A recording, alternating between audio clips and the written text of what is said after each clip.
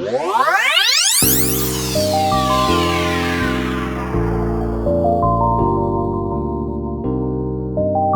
mga loves, it's me, Sofia Pablo. Welcome to my YouTube channel.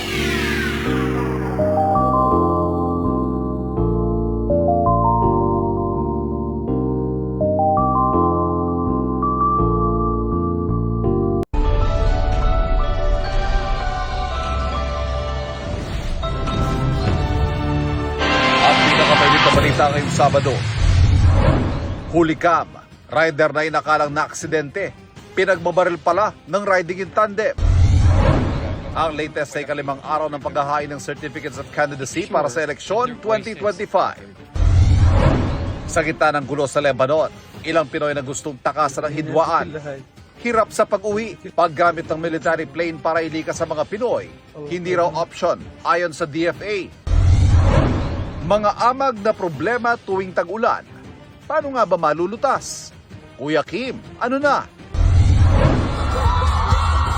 At ang pagbabalik big stage ng OG K-pop group na 21.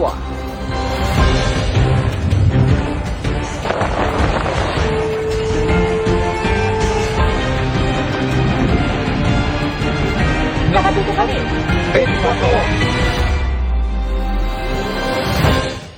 Kinaladkad ng pickup truck ang tricycle na lula ng isang pamilya sa General Santos City.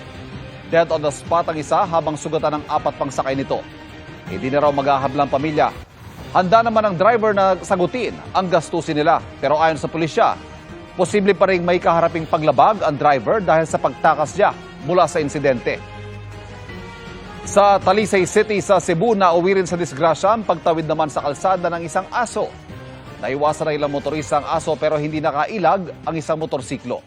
Sa lakas ng impact, tumilapo ng helmet na suot ng 2 sakay nito na sugatan sa insidente. Magandang hapon po. Pinagbabaril sa Maynila ang isang rider na inakala ng mga residente sa lugar ay naaksidente lang.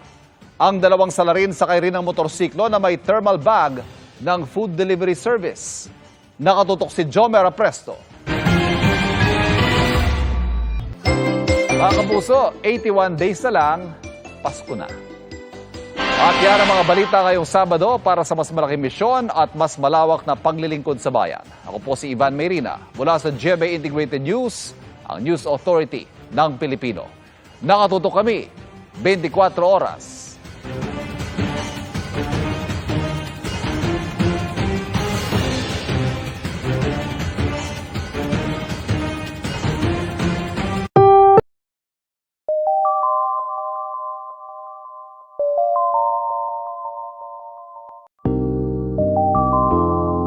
Thanks for watching Sofianatics.